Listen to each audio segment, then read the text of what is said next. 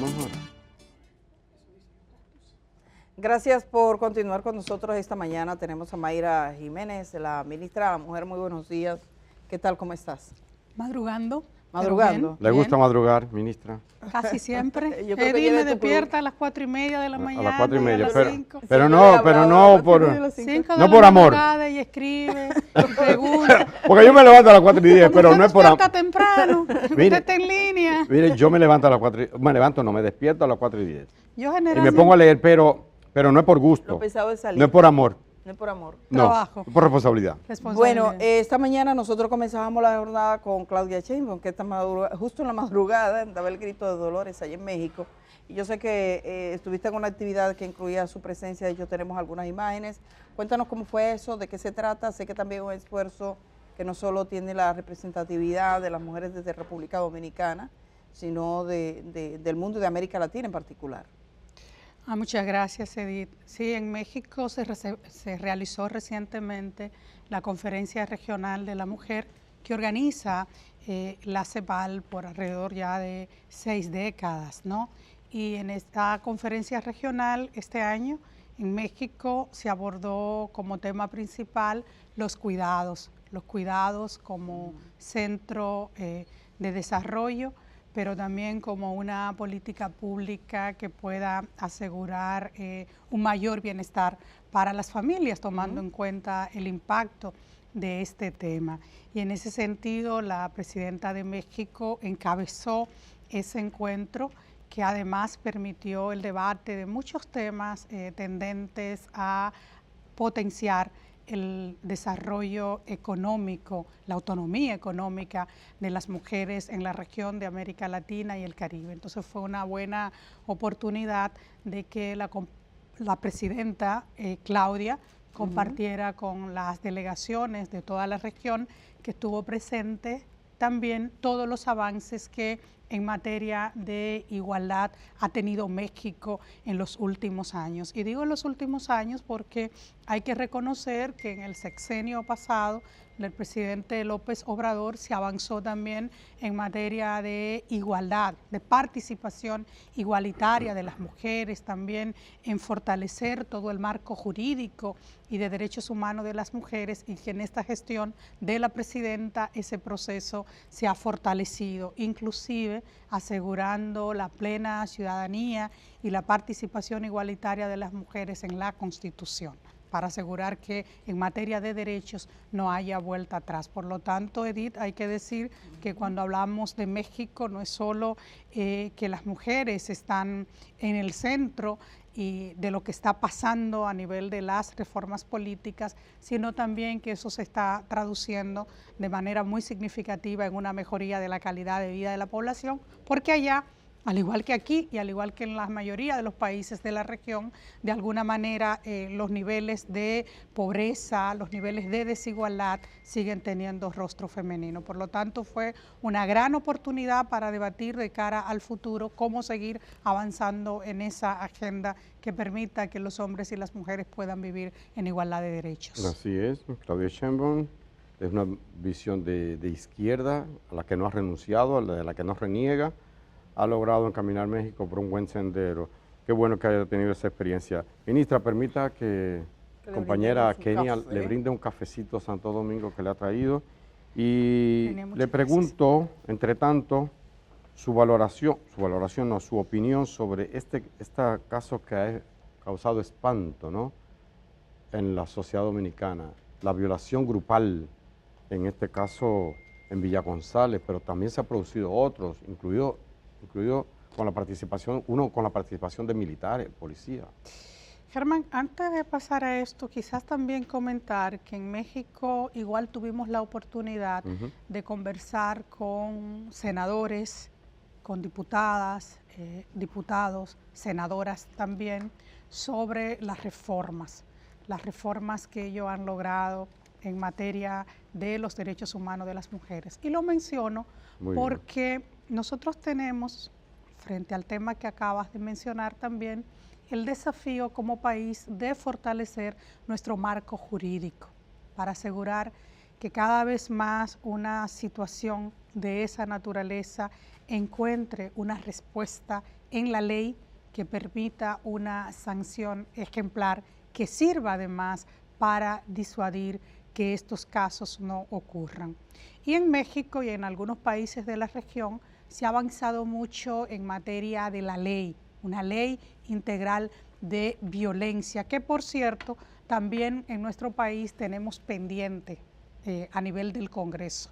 Hay que recordar que ya hace más de 2 años, casi ya 2 años y 8 meses, que el presidente Luis Abinader envió al Congreso Nacional una ley integral de violencia, una ley que contempla de alguna manera sanciones ejemplares para casos como el que se produjo en Villa González. Respecto a esto, decir que esperamos realmente que lo que está ocurriendo, y digo lo que está ocurriendo es porque hay en curso una investigación y un proceso por parte del Ministerio Público que sea exhaustiva y que finalmente por parte de la justicia, en el caso ya del Poder Judicial, de los jueces, se encuentren una sanción que sea ejemplar. Esta sociedad no puede tolerar, y creo que es importante también el rechazo colectivo que ha habido de la sociedad dominicana a un caso como este, donde no se ha guardado silencio. Los propios medios de comunicación, pendientes de lo que ha pasado, siempre le pedimos, ¿no?, que esa intervención de los medios y esa preocupación se haga siempre respetando, ¿no?, a las víctimas. En ese sentido, el Ministerio de la Mujer se pronunció al inicio pidiendo que estos videos que circulaban no lo multiplicáramos, porque es una forma también de revictimizar. Pero es muy importante reconocer ese rechazo que ha habido casi colectivo de la sociedad dominicana a un hecho de esta naturaleza. Estas son cosas que no deben ocurrir. Ninguna persona debe pasar por una situación tan indignante, ¿no?, tan dolorosa y tan violentadora de nuestros derechos como lo que ocurrió. Tengo entendido que ella fue esa joven afectada que filtraron su nombre, su rostro y todo, de Villa González. Ella fue llevada a una casa de acogida inicialmente. Ella está todavía en una casa de acogida. ¿Y cuál es el procedimiento? Para entender un poco en estas experiencias cómo operan las casas de acogida. Mira, Edith, desde que ocurrió el hecho, el Ministerio de la Mujer se acercó inmediatamente a la familia y ha estado dando asistencia psicológica, contención. La asistencia psicológica la está dando el Ministerio de la Mujer. Sí, el Ministerio de la Mujer, no solo a ella, sino también a su familia, su madre, que ha estado muy afectada, y su vínculo familiar muy cercano.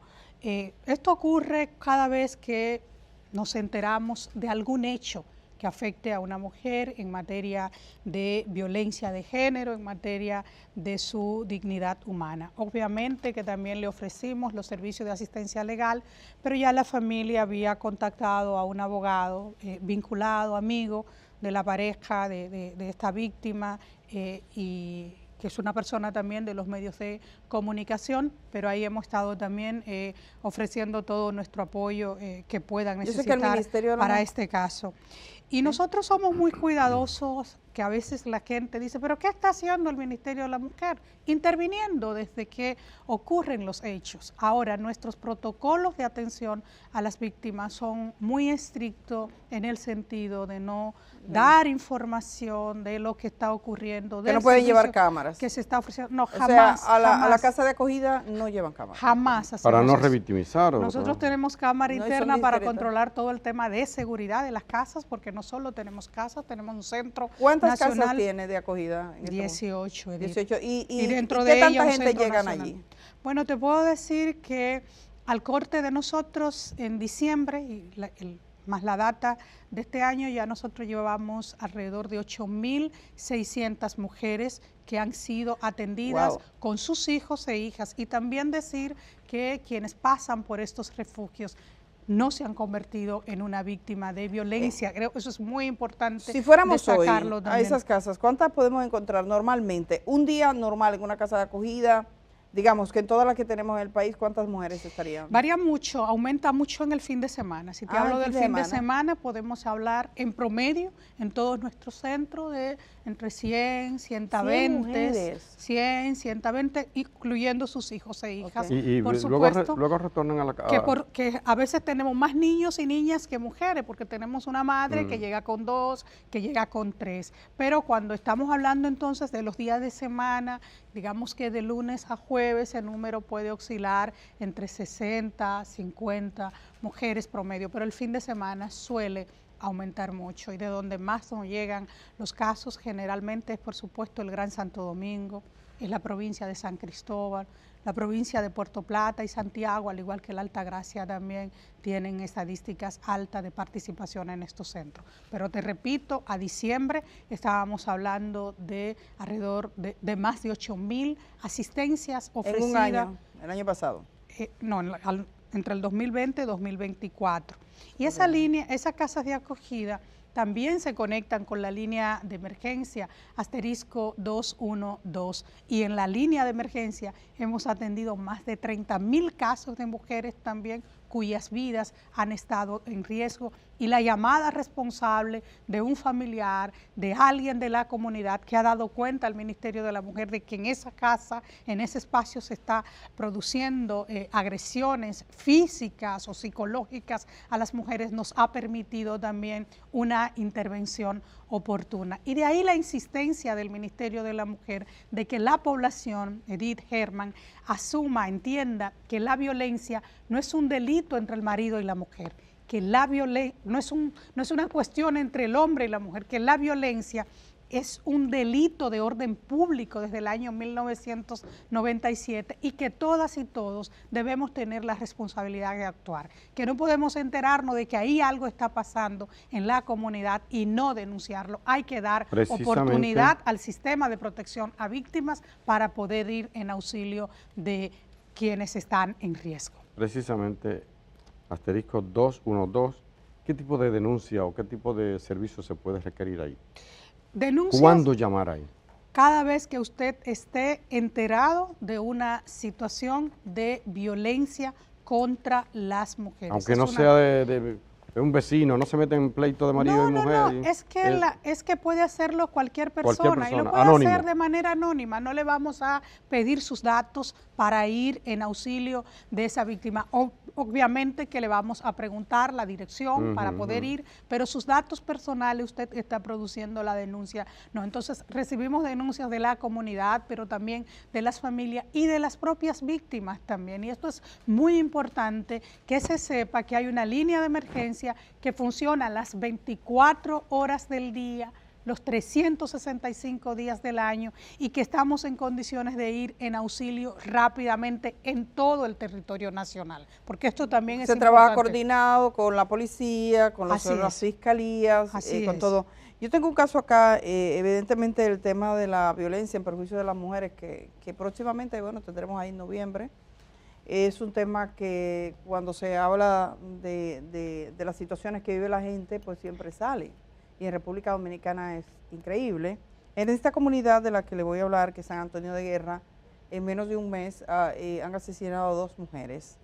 En este caso se trata de una mujer de 33 años, Altagracia Mercedes Félix Reyes, fue ultimada por su expareja, Smailin Peralta Almonte, esto en el municipio de Guerra. Llevaban ya 3 años separados, pero él seguía fuñendo la pista y fuñe.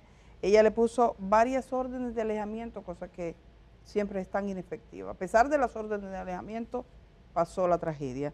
Y tenemos a la familia de esa joven de Altagracia Mercedes, para que ustedes escuchen lo que ellos dicen y la ministra también. Vamos con esta mujer, por favor, los datos, que son justo el corte que tengo ahí con los testimonios del hombre que le dio un disparo a su expareja en San Antonio de Guerra. No sé si lo podemos tener, ¿no? Yo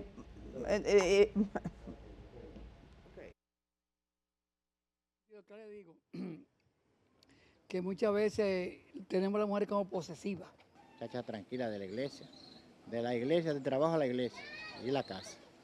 Ella venía guardaba a los niños de su abuela, la abuela se lo estaba criando y cuando en la noche volvió se lo llevó a su casa.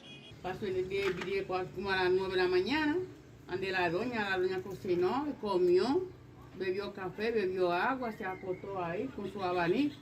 Después arrancó y dice que yo vengo ahora, por esta vez a la hora que la muchacha viene de trabajo, y se quedó ahí acechándola. Que ella llegaba y se iba a lavar, la va a trancar. Todo lo hacía trancada y era como con miedo. Entonces yo lo que digo es que si uno se siente temor de que está amenazado de un hombre o de alguien, uno tiene que dar voz a las autoridades y también principalmente a la familia, que de alguna manera algo hacen. A las autoridades que deben de ponerle más caso a esto, hacer énfasis, poner, si es posible, psicólogo ahí para ver qué se puede hacer, porque esto es incontrolable, esto todos los días. Ella estaba comprando su blog y decía, yo voy a hacer mi casita, y el hijo le dio un ladito para que hiciera su casa. Eso es lo que ella quería, hacer su casita, está tranquila. Y él parece que la asediaba y ella no, ya tenían como 3 años como separados. El sujeto, ella tenía varias órdenes de alejamiento. Entonces, primero, las órdenes de alejamiento no nos sirven para nada. Las mujeres viven, ese es el único crimen que se avisa. Nadie avisa, mañana voy a robar en el banco tal. Nadie avisa, ni voy a robar en tal sitio, ni me voy a coger esto, ni voy a robarme tal terreno. El crimen de la mujer es el único crimen que se avisa, la gente lo sabe. Esa señora, por ejemplo, dice, y pueden venir conmigo, señor director, algo está pasando ahí. Esa señora dice, todo el mundo sabía, o sea, la asediaban, tenía orden de alejamiento, sin embargo, me llama la atención que justo el día que la mató, estaba sentado en casa de la familia, de la abuela, comiendo. La familia a veces no cree. ¿Qué es lo que pasa con eso, Mayra? Usted es la ministra de la Mujer. ¿Qué es lo que pasa con las familias nuestras que se sientan y los periodistas en los pueblos le llaman hermano cuando pasa, hey hermano, ¿qué fue lo que qué te hizo? Entonces hay un problema. Mira, Edith, en este caso que el Ministerio de la Mujer también está dando asistencia y está muy pendiente, una preocupación que queremos expresarla también es el hecho de haber tenido órdenes de alejamiento, órdenes de protección, pero nunca una orden de arresto en una persona que sabemos era altamente violenta. Otra cuestión también que estamos dando seguimiento y pidiendo informe era de si el arma que portaba esa persona era legal o no, que es otro también. ¿Cuántas son las órdenes de alejamiento? ¿Por qué órdenes de alejamiento y nunca proceso? ¿Ustedes vieron el proceso? ¿Pudieron estudiar? Estamos justamente porque conocimos del caso, lamentablemente, cuándo ocurrió, qué pasó. Por eso digo, estamos en un proceso de investigación. ¿Qué pasó en este caso? ¿Por qué se producen estas órdenes de alejamiento? En una persona que, como dice la comunidad y la familia, mostraba también una agresión que era constante, que vivía temerosa y no se produce esta orden de detención que pudo evitar que estos hechos ocurran. Yo creo que hay que entender en nuestra sociedad, lo que acabas de decir es muy importante, es algo que se anuncia, no es una cuestión que ocurre de la noche a la mañana. En estos días que reflexionábamos sobre la problemática de los feminicidios, nosotras nos tocaba recordar como Ministerio de la Mujer que el feminicidio es ese acto final extremo, pero que cuando ocurre realmente hay toda una historia de violencia que se viene dando previamente. Todo esto a raíz de que estamos en el proceso de evaluar los programas de prevención con miras también a actualizar lo mismo. En este sentido hay que seguir insistiendo, en este caso, con el sistema de justicia, ¿no? Con la fiscal, con el Ministerio Público que lo gestiona, ¿no? lo reclama, por un lado, y por otro lado también la justicia, los jueces como tal, que tienen que emitir estas órdenes de arresto cuando estamos frente a un agresor que es prácticamente confeso, para evitar justamente que estos hechos ocurran. O sea, al decir que una mujer tiene que vivir con miedo, que tiene que vivir encerrada, no podemos tener personas violentas libremente y sobre todo también portando un arma de fuego. Y a veces, y hay que producir investigaciones que vayan más allá. Yo en estos días conversaba con la ministra y decía, mira, hay que ver el número de armas armas de fuego que son legales en el país. O sea, hay muchas armas de fuego de manera ilegal. Esto dice la ministra de Interior y Policía de manera ilegal en manos de las ciudadanas y los ciudadanos. Y estos temas hay que verlo. Estamos hablando de que en el caso de violencia de género, alrededor del 38% de los casos que ocurren son con armas de fuego. Ahí también estamos indagando de esas armas de fuego, cuáles son legales, cuáles son ilegales, pero es una problemática que tenemos de saber que en este país las órdenes de arresto también son un nivel de riesgo para las mujeres, lamentablemente. Hay países donde funcionan muy bien, países que tienen otros niveles, ¿no? De régimen, de consecuencia, pero también de conciencia y de menos violencia, también de violencia feminicida, estoy hablando en particular con relación a estos temas. En Europa, Edith, una orden de alejamiento funciona y funciona bien, eso dicen las estadísticas, ¿no? Es algo que se respeta, las personas saben lo que va a ocurrir si no se cumple con lo que ahí está dispuesto, y generalmente es una medida de protección a las víctimas que funciona bien. Aquí siguen agrediendo, siguen amenazando y en cualquier momento puede terminar en una tragedia. Asterisco, vamos a recordar ese número, asterisco 212, es una línea de emergencia. Si usted es vecino, hijo, familia o usted mismo está siendo amenazada, puede hacer de manera anónima la denuncia a ese número para alertar a las autoridades y evitar probablemente una tragedia. Así que vamos a tener eso muy en mente. Asterisco 212. Ministra, usted hablaba sobre el trabajo de coordinación con la Policía Nacional, con la Procuraduría General de la República, pero yo pienso que hay un elemento mucho más importante que ese, es el de la educación. Sí. El de la educación temprana incluso, porque ya árbol que crece torcido, es difícil que enderece su rama. El machismo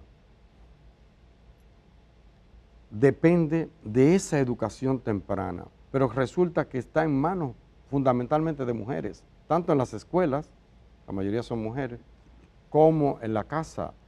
Si no hay un hogar completo y es ¿cómo se llama? Uniparental. Ajá. Casi siempre una mujer soltera la que cría, o las tías, no sé qué.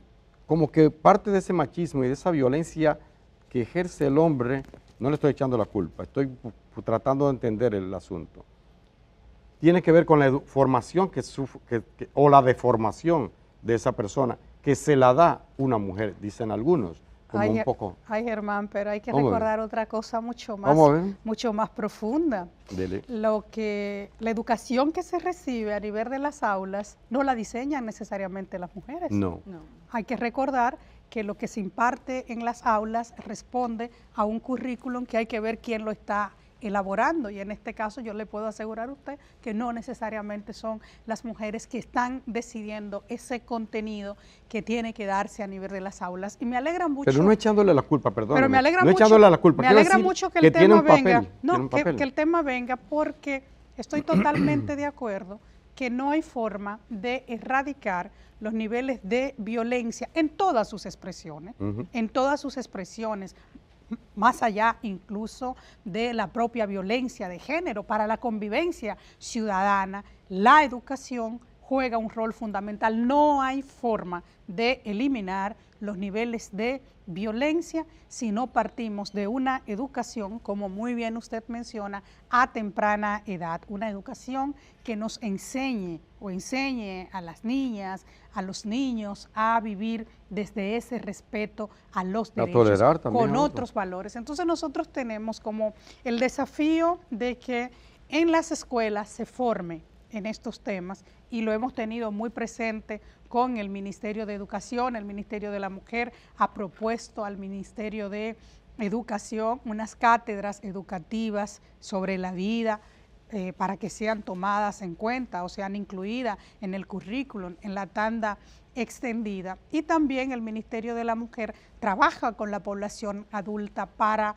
aprender nuevas formas de convivencia y desde la educación en igualdad, también impulsar ese cambio cultural que tanto necesita la sociedad. Ustedes recuerdan, Edith estuvo incluso como comentarista en la apertura de la Escuela de Igualdad, Magali Pineda, del Ministerio de la Mujer. Es un espacio muy bonito. Que lo dejamos abierto el pasado. Abierto, que está ahí en la Avenida Bolívar. En la Avenida Bolívar. Casi esquina Lincoln. Así ahí es. Está, es un espacio bonito para ir a leer. No sé qué actividades están haciendo ahí. Hay una biblioteca, además de la escuela, que es una escuela para formar a servidoras y servidores públicos, para formar a gente de la sociedad civil, a guardias y policías también. ¿Van allí? Sí, claro, por supuesto.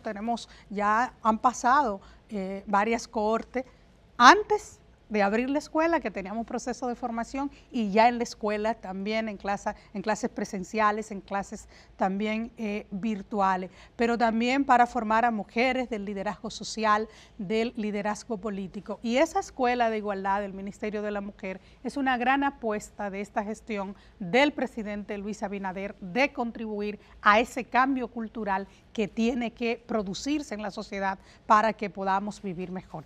Yo escucho muchas veces a quienes dicen, bueno, de estos temas con mis hijos no, a mis hijos e hijas los educo yo. Y yo le he dicho, bueno, a mí me parece muy bien si usted tiene la capacidad para hacerlo, pero estamos hablando de una sociedad también donde hay muchas madres y muchos padres que necesitan ser reeducados, y frente a eso también el Estado tiene que jugar su rol. Por lo tanto, esa apuesta a cambiar esta sociedad violenta, porque vamos a decir que es una sociedad con altos índices de violencia, sobre todo contra las mujeres, las adolescentes y las niñas, hay que cambiarlo desde esa educación que nos permita, insisto, vivir desde un respeto a los derechos.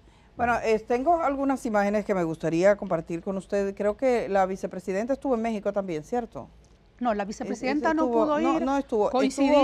Coincidía con el 16 de agosto, que es una fecha también porque importante. Estaba previsto que pero sí pudo. Pero fue una delegación de República Dominicana. Hubo una delegación. A mí me llamó la atención también. Pero hubo una disertación de ella en uno de los eventos de la innovación tecnológica para la autonomía económica de las mujeres, sí. Eso es lo que me confundía. Tenemos un video de la vicepresidenta, dice así, video Raquel Peña, después tenemos la visita al Senado y la conferencia regional. O sea, ella participó desde República Dominicana en esta conferencia internacional. Gracias a donde tengo entendido que no solo estuvo representado el gobierno como tal, sino mujeres líderes de partidos como la doctora Margarita Cedeño estuvo allí, gente de diferentes Minuta Tavares también estuvo presente, representante del sector empresarial, de la sociedad civil. El Senado de México, pero echemos un vistazo con la ministra del Senado de México, porque también estuvieron presentes ahí en la visita al Senado. ¿Qué pasó ahí, ministra, en el Senado de México? No, fue una conversación amplia sobre las reformas que se han producido en México, cómo lo lograron, cómo lo concertaron, cómo lo llevaron a la Constitución, y sobre el compromiso también que tiene México de compartir con los países de América Latina y en particular de la República Dominicana esos avances, sobre todo en materia de violencia de género y de participación igualitaria de los hombres y las mujeres en todos los espacios. Edith, hay que recordar que en México hay paridad en todo, absolutamente en todo, que aquí, en este momento. Igualito que aquí. Aquí la mitad de los ministros son mujeres. No, bueno, cuando ella dijo ahorita la ministra, ya uno sabe que son dos ministras. Son dos ministras. Sí, todos los ministros. Vamos a ver, y finalmente tengo un video sobre esta conferencia regional. La mujer inteligente se quedó calladita. Porque la conferencia... Igualito que como esta vamos a estar conferencia aquí reunió ¿cuántas personas? Estamos hablando, que además creo que la conferencia estaba cumpliendo años, ahí se han tomado medidas importantes que han impactado en la vida de los diferentes países de América Latina. ¿Cuántos países representados?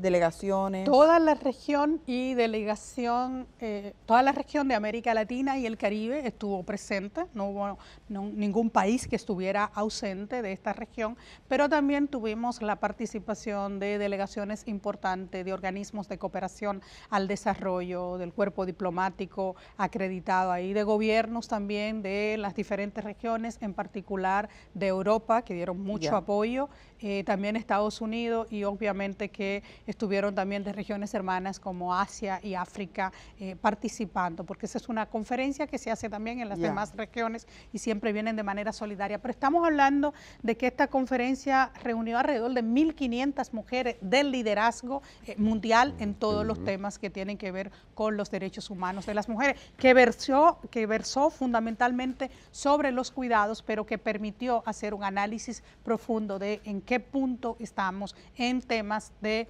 autonomía económica, en tema de violencia de género, en tema de los derechos sexuales y reproductivos de la mujer, que también se ven ahí, en tema de el marco normativo, en tema de participación social y política de las mujeres. Es decir, es una conferencia que aborda a profundidad lo que está ocurriendo en la región. Gracias, Mayra Jiménez, ministra de la Mujer. Muchas gracias por estar esta mañana acá. Gracias a ustedes. Nosotros todavía nos queda una parte de recorrido este día 16 de septiembre. Vamos a ir a la pausa, señor director, y estamos regresando enseguida.